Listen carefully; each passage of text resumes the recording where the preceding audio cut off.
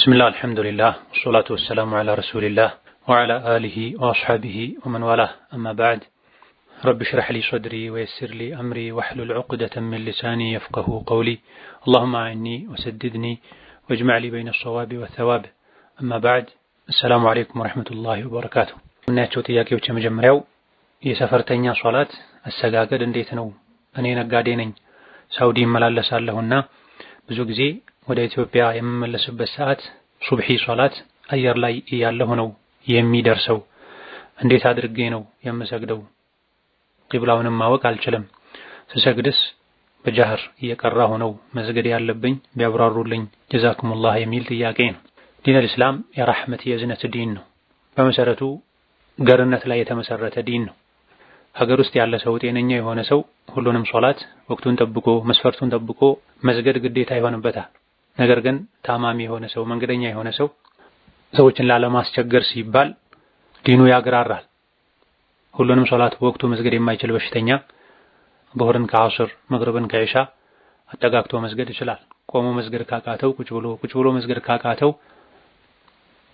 በጎኑ ጋደም ብሎ ካልሆነ በጀርባው ተንጋሎ መስገድ ይችላል መንገደኛ የሆነ ሰውም ባለ 4 ረካ ሶላቶችን ባለ 2 አድርጎ አሳጥሮ መስገድ ይችላል ሁሉንም በወቅቱ መስገድ ካልቻለ ዙህርን ከዐስር መግሪብን ከኢሻ ጋር አጠጋግቶ መስገድ ይችላል ነገር ግን በሁሉም ዑለሞች ስምምነት ፈጅር ከተኛውም ሶላት ጋር ተጠጋግቶ አይሰገድም መግሪብ ከኢሻ ዙህር ከዐስር ጋር ወይም ወደፊት ወይም ወደ ኋላ አጠጋግቶ መስገድ ብቻ ነው የሚቻለው ከዚህ ውጪ መግሪብን ከዐስር ጋር ወይም ደግሞ ፈጅርን ከዙህር ጋር ወይም ዙህርን ከፈጅር ጋር አይቻልም ፈጅር በወቅቱ ነው የሚሰገደው መንገደኛ የሆነ ሰው በፈጅር ሶላት ወቅት ላይ በረራ ከገጠመው በተቻለ ያክል መጀመሪያ ትኬት ሲቆርጡ አውሮፕላን የሚነሳበት ሰዓት ከሶላት ጋር ማይጋጭ እንዲሆን መጣር በረራው ከሶላት ወቅት ማይጋጭበትን ፕሮግራም መምረጥ ነው ከተገደዱ አማራጭ ከሌለ የሶላት الفجر ወቅት የሚገባውም የሚያበቃውም በረራ ላይ ያሉ ከሆነ ያኔ ፈተቁላህ መስተጣዕቱም የቻላችሁትን ያክል አላህን ፍሩ ተብሏልና ባሉበት በረራ ላይ ሆኖ መስገድ ይቻላል የቂብላ አቅጣጫን በትክክል ማወቅ ካልቻሉ አብራሪዎችን አስተናጋጆችን ወይም ልምድ ያላቸው ቂብላን የሚያውቁ ሰዎችን ጠይቆ ወደ አመላከቱት አቅጣጫ መስገድ ግዴታ ይሆናል የአውሮፕላኑ የኋላ ክፍል ላይ ምግብ ማዘጋጃ አካባቢዎች ላይ ቆሞ መስገድ ይቻላል ይሄን ማድረግ ካልቻሉ ባሉበት ወንበር ላይ ኢህራም ለማድረግ ሶላቱን ለመጀመር ተነስቶ በመቆም ከዛ በኋላ የቻሉትን ያክል ቆሞ መቀጠል ከተቻለ መልካም ካልሆነ ወይም ካልተፈቀደ ቁጭ ተብሎ ለሱጁድና ለሩኩዕ ጭንቅላትን ዝቅ ያደረጉ የተቻለውን ያክል የሱጁዱን የበለጠ ከሩኩዕ ይልቅ የበለጠ ዝቅ ያሉ መስገድ ይቻላል ድምፅን ጮክ አድርጎ መስገዱ የፈጅር ሶላት የምሽት ሶላቶች ላይ ድምፅን ጮክ ከማድረግ ሱና ነው ከተቻለ ይደረጋል በመጠኑ ቢደረግ አውሮፕላን ውስጥ ያን ያክል ችግር የለውም ይሄን ማድረግ ማይቻልበት ሁኔታ ካለ ቢተው በተለይ እንደዚህ አይነት አጋጣሚዎች ላይ ምንም ችግር የለውም ሌላኛው ጥያቄ እኔ ሴት ነኝ ስደት ላይ ነው ያለሁት እና በሸሪዓችን እኔ አሰሬ እጅሽ እግርሽ እንዲሁም ፊትሽ ላይ ያለውን ፀጉር ላጪ እያለችኝ ነው እኔ ሐራም ነው ሰላት አይደለም አለችኝ ይህ እንዴት ይታያል በሁለት ቅንድቦች መካከል ባለው ክፍት ቦታ ላይ ፀጉር ለሴት ልጅ እንዴት ይታያል የሚል ጥያቄ ሸሪዓ እንዲነሱ ያዘዘ የፀጉር አይነቶች አሉ እንዲተው ያዘዘ የፀጉር አይነቶች አሉ አንሱም አታንሱም ያላለ የተዋቸው የፀጉር አይነቶች አሉ አንሱ ያለውን የፀጉር አይነት ማንሳት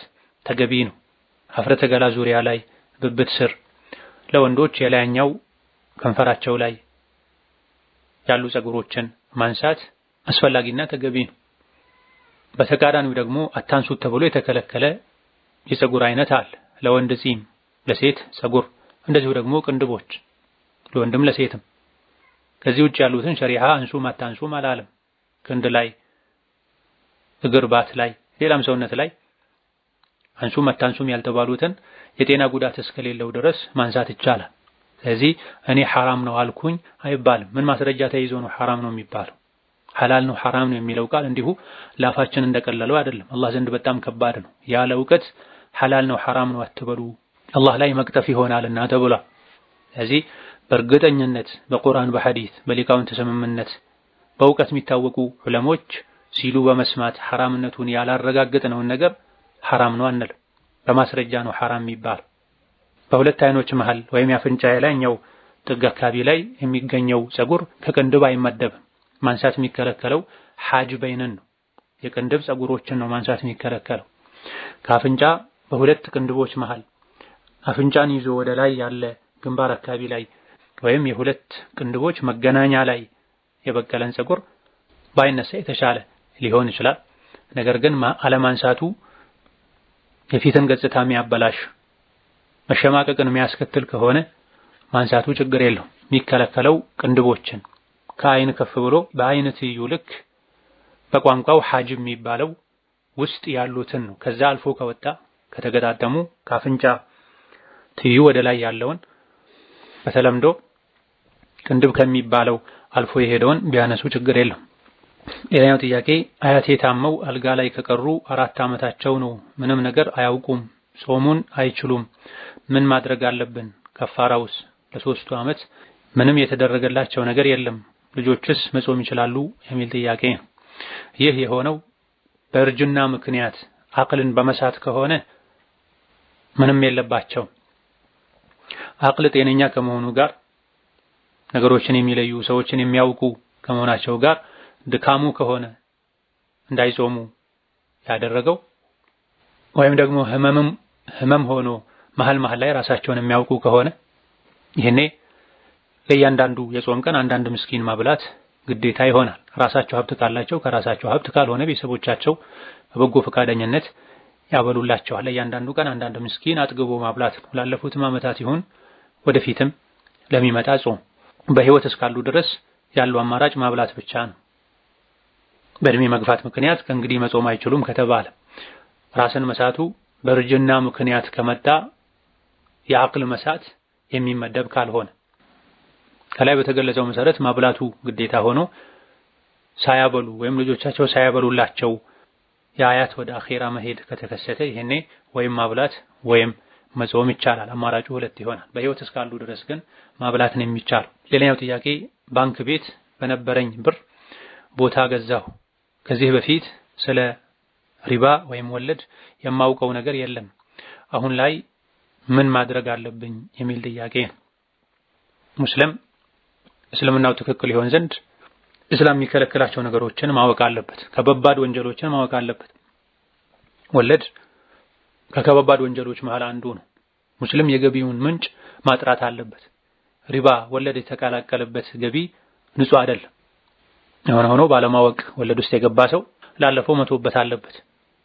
ካወቀበት ጊዜ ጀምሮ ከወለድ ራሱን ማራቅ ማጽዳት አለበት። በወለድ ገንዘብ ቤት መሬት የገዛ ሰው ቤትና መሬት ከተገዛበት ጠቅላላ ገንዘብ ምን ያክል ፐርሰንቱ ነው የሪባ የሆነው ተብሎ 5% ነው 10% ነው የሪባ ያቺን በሪባ የተሸፈነውን ያክል በንጹህ ገንዘብ አስቦ በጣም ለተቸገረ አቅመ ደካማ በመስጠት ቤቱን መሬቱን ማጽዳት ግዴታ ይሆናል። ቤቱ መሬቱ ከተገዛበት ገንዘብ ምን ያክሉ ነው በሪባ የተሸፈነው የሚለውን በትክክል ማወቅ ካልተቻለ መገመት ነው። ከፍተኛውን ግምት በመያዝ 10% ነው 8% የሚል ጥርጣሬ ካለ ከጥርጣሬ ለማውጣት 10% ነው የሚለውን መያዝ 3% ነው 5% የሚል ጥርጣሬ ካለም ከፍተኛውን 5ቱን ይዞ እዛ ውስጥ አለ የሚባለውን የሪባ ገንዘብ እጅ ላይ ካለ ወዲያውኑ አውጥቶ ለአቅመ ደካማ መስጠት፣ ከሌለ መዝግቦ አስቀምጦ ሲያገኙ ለአቅመ ደካማ መስጠት ነው ከገንዘቡ ለመገላገል በሚል ንያ። ሌላኛው ጥያቄ ዘካ አውጥቼ አላውቅም፣ ቦታ ገዝቻለሁ፣ ቤት ልሰራበት ወይም ሸጬ ጨምሬ ሌላ መኖሪያ ቤት ልገዛ፣ ይህ ዘካ ይወጅብበታል ወይ? ካልወጀበበት አሁን ላይ እጄ ላይ 200,000 ብር አለኝ፣ ከዚህ ስንት ነው ማውጣት ያለብኝ የሚል ጥያቄ ነው። ቤት ወይም መሬት በመሰረቱ በራሱ ዘካ የለበትም። እንደ ወርቅ፣ እንደ ብር፣ እንደ ሌሎችም የዘካ ንብረቶች ከቤት ወይም ከመሬት ዘካ የሚወጅበው እየገዙ ለትርፍ የሚሸጡ ከሆነ ነው። እዚህ ጥያቄው ላይ እንደተባለው ቦታ የተገዛው ሊሰራበት ወይም ሊሸጥ ተብሎ ያመነቱ ከሆነ ሊሸጥ ተብሎ እስካልተወሰነ ድረስ ዘካ የለበትም። ለመኖሪያ ሊሰራበት ተብሎ ከሆነ የተገዛው መቼም ዘካ አይኖርበትም። ልሸጥም እችላለሁ ልሰራበትም እችላለሁ ከተባለ ደግሞ ልሸጥ እችላለሁ የሚል ውሳኔ ላይ እስካልተደረሰ ድረስ ዘካ አይወጅብበትም።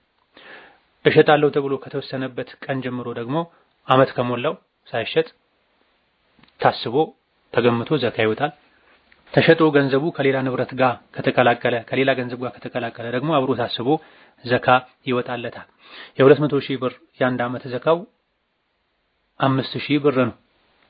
ከአንድ ዓመት በላይ ከሆነ ደግሞ በዚህ አባስቶ ዘካ ማውጣት ግዴታ ይሆናል። ዘካን በወቅቱ አለማውጣት ወንጀል ነው።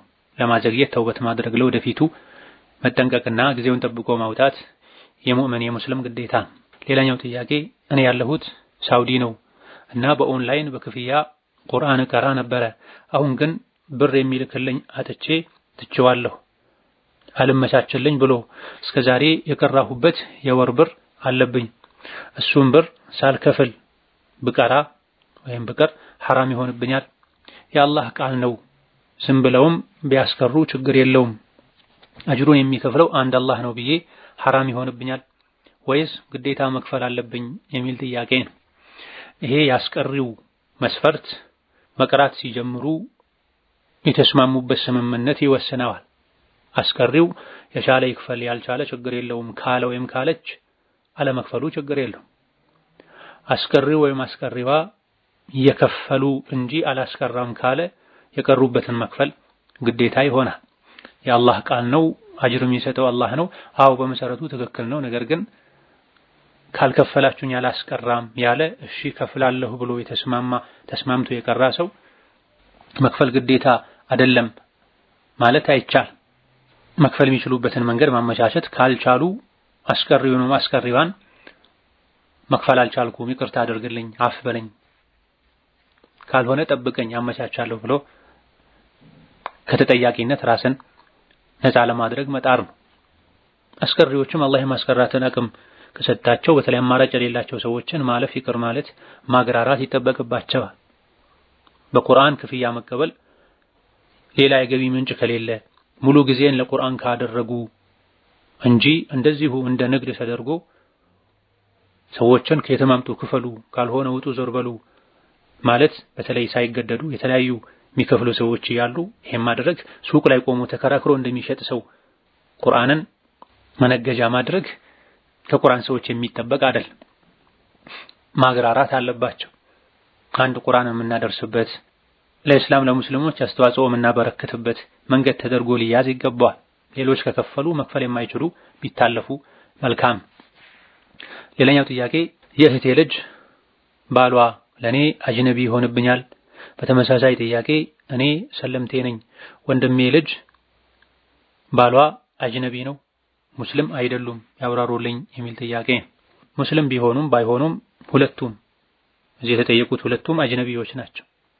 የአንድ ባል የሚስቱ አክስቶች ለሱ አጅነቢዎች ናቸው። እንደዚሁ ደግሞ የወንድም ሴት ልጅ የእህት ሴት ልጆች ባሎቻቸው አጅነቢዎች ናቸው። አጅነቢ የማይሆነው የአንዲት ሴት የራሷ የሴት ልጅ ባል የሴት ልጇ የልጅ ባል ለሚስቱ እናት የምትሆን ለሚስቱ አያት የምትሆን ሴት ናት አጅነቢ ማትሆነው እንጂ የሚስት አክስቶች አጅነቢዮች ናቸው። የወንድም ሴት ልጆች ባሎችም አጅነቢዮች ናቸው። ኢስላም አንድ ወንድ በአንድ ጊዜ አንዲትን ሴትና አክስቷን ማግባት አይችልም ማለት የሚስት አክስት አጅነቢ አትሆንም ማለት አይደለም። በአንድ ጊዜ ሁለቱን ማግባት አይችልም እንጂ ሚስቱ ብትሞት የሚስቱን አክስት ቢያገባ እህቷን ቢያገባ ሚስቱ ብትሞት እህቷን ቢያገባ ችግር የለውም። እሷን ማግባት ስለማይችል አጅነቢ አትሆንበትም የሚባለው መቼም እሷን ማግባት አይችልም የሚባል አይነት ሴቶች ሲሆኑ ነው። እናት፣ እህት፣ ሚስትን የወለደች እናቷ ወዘተ ሲሆን እንጂ በጊዜያዊነት ማግባት አይቻልም የተባሉ ሴቶችን አጅነቢ አይደሉም አይባል። ሌላኛው ጥያቄ ሰው ሲመረቅ አጎንብሶ አሚን ማለት ሲጨርሱ እጅን መሳም እንዴት ይታያል? አይቻል። ይሄ ዱዓ ላይ ከተጨመሩ ጭማሪዎች ቢድዓዎች መሃል አንዱ ነው። ሰዎች በቆሙበት ዱዓ ካደረጉ ቆሞ አሚን ቢል ችግር የለም። ቁጭ ብለው ከሆነ ሰዎች ዱዓ ያደረጉት ቁጭ ተብሎ አሚን ይባላል። የሆነ ሰው ቁጭ ብሎ እሱ ዙሪያውን ከቦ መቆም በዲን የተጠላ ነው። ጎንበስ የሚባለው ለአላህ ብቻ ነው። ለአላህ ነው አጎንብሰን ስጁድ ተደፍተን መማፀን የሚገባው የሚያምረው። ዱዓው ካለቀ በኋላ ዱዓ ያደረገን ሰው እጅ መሳመም እንደዚሁ ዱዓ ላይ የተጨመረ ቢድዓ ነው። ቢበዛ ሐዲስ ላይ የተገኘው አንድ ሰው ከሶላት ውጪ እጁን አንስቶ ዱዓ ካደረገ ፊቱን በእጁ ያብስ የሚል ሐዲስ አለ። ሶሒህ ነው ضعيف? ይሄም ኺላፍ አለበት። ضعيف ነው ያሉ ሊቃውንት አሉ። ሶሒህ ነው ያሉ እርስ በርስ ይተናከራል ያሉ ሊቃውንት አሉ። ሶላት ውስጥ ከሆነ አይደረግም። ከዚህ ውጪ አንድ ሰው ለሌላ ሰው ዱዓ ካደረገ በኋላ እጁን ይሳም የሚል የዱዓ አደብ የለም። ነቢዩና ሱሐቦች ይሄን ያደርጉ እንደነበረም አልተነገረም። ሌላኛው ጥያቄ በአካባቢያችን ያለ መስጂድ ላይ ቢድዓ ይሰራበታል። ሮብ ጫት ይቃማል። ይህን መስጂድ ለማደስ አስበን ነበረ። ነገር ግን እነሱ በዚህ መልክ ነው የሚቀጥሉት። የሱና ኡስታዝ ቢመጣ አይቀበሉም። በሸርጥ ይህን ድርጊት ላይፈጽሙ ብለን ብናሰራው እንዴት ይታያል? ይቻላል፣ ይገባልም ጭምር። ይህን ድርጊታቸውን እንዲያቆሙ ቃል አስገብቶ ተስማምቶ ቃሉም ተፈጻሚ እንዲሆን የሚያስፈልጉ ዋስትናዎች እንዲኖሩ ተደርጎ የአካባቢ ሽማግሌዎች ፊት ቃል ገብተው አልያ ደግሞ ውል ተጽፎ መታደስ አለበት።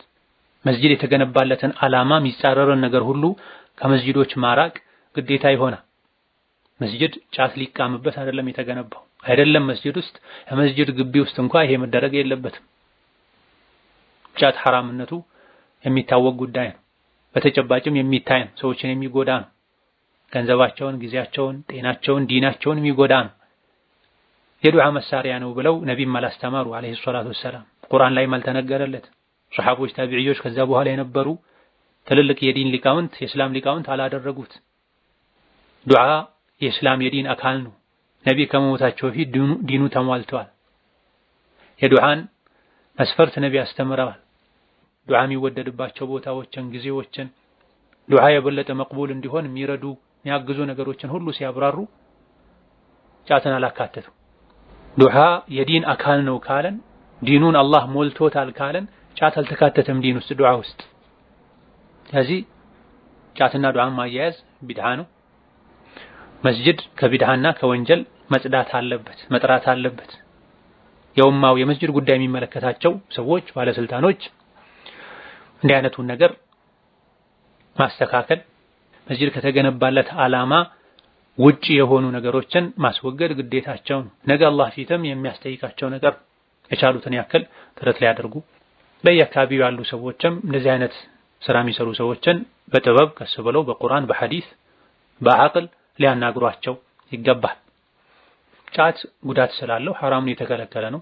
አያደርጋለሁ ለኔ ሐላል ነው ያለ ሰው ካደረገም ከመስጂድ ውጪ ሊያደርግ ይገባል እንጂ መስጂድን ነብዩ ሰለላሁ ዐለይሂ ወሰለም ባሉት መሰረት ለቁርአን፣ ለዚክር፣ ለትክክለኛ የእስላም አደብ ስርዓትን ለጠበቀ ዱዓና ለሶላት ለዕልም የተገነባን ቦታ ለጫት ማድረግ ፈጽሞ አይገባምና በቁርአን በሐዲስ በሸሪዓ የሚያምኑ ሰዎችን ይሄን እንዲረዱ ማድረግ ይገባል።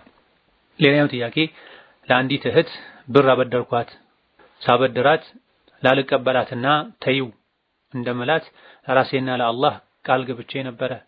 ነገር ግን አሁን ቤተሰቦች እንድቀበል አስገደዱኝ። ካልተቀበልሽ እኛ ጋር አትዛመጂም አሉኝ። ስለዚህ ስቀበላት ለአላህ ቃል የገባሁለትን ምን ማድረግ አለብኝ ያብራሩልኝ የሚል ጥያቄ ነው። በራስሽ ገንዘብ ቤተሰቦች አስገድደው ቃልሽን አፍርሺ የማለት መብት የላቸው። በተለይ ለአላህ የተገባ ቃል فأعقبهم نفاقا في قلوبهم إلى يوم يلقونه بما أخلفوا الله ما وعدوه إلى القرآن ለአላህ የገቡትን ቃል ማፍረስ ልብ ውስጥ ሙናፊቅነት እንዲተካ እንዲፈጠር ያደርጋል። እናንተን ዲን በሚፈቅደው ነገር ሁሉ ለመታዘዝ ዝግጁ ነኝ፣ ዲን በማይፈቅደው በሚከለክለው ነገር ላይ አትዘዙኝ፣ አትምጡብኝ በዲኔ፣ ሁሉም ከዲኔ በኋላና በታች ነው። የአባትና እናትም ሐቅ ቢሆን ከአላህ ሐቅ ቀጥሎ ነው። አላህ በሰጠኝ ገንዘብ የተቸገረን ሰው ልረዳ ቃል ገብቻለሁ። ስለዚህ በዚህ ነገር ላይ አንግባባም ብሎ እነሱን ማስረዳት ነው። ዘመዳችን አይደለሽም ማለታቸው አላህ የፈጠረውን ዝምድና አያስቀረውም። አንፈልግም፣ አትምጪብን፣ አታናግሪን ካሉም በዚህ ምክንያት ወንጀለኛም የሆኑት እነሱ ናቸው። ሲመለሱ ለመመለስ ዝግጁ ከመሆን ጋር እነሱን መጠየቅን በቻሉት ያክል ከመቀጠል ጋር ቃል ላይ መጽናት ተገቢ ነው። ሌላኛው ጥያቄ እኔ የምሰራባቸው አረቦች እናትና ልጅ ናቸው። ልጅቱ 40 ዓመቷ በሽተኛ ናት። እማጥባቸው እማለብሳቸው ሐፋዛም እኔ ነኝ። ይሄ እንዴት ይታያል? ስራዬስ ሐራም ይሆንብኛል? የሚል ጥያቄ ነው። ቢቻል ቤተሰቦቻቸው ቢያደርጉላቸው መልካም። ቤተሰቦቻቸው ካልቻሉ ለነሱ ሰራተኛ መቅጠር ይችላሉ። የሚቀጠረው ሰራተኛ ለሴት ሴት ለወንድ ወንድ መሆን አለበት።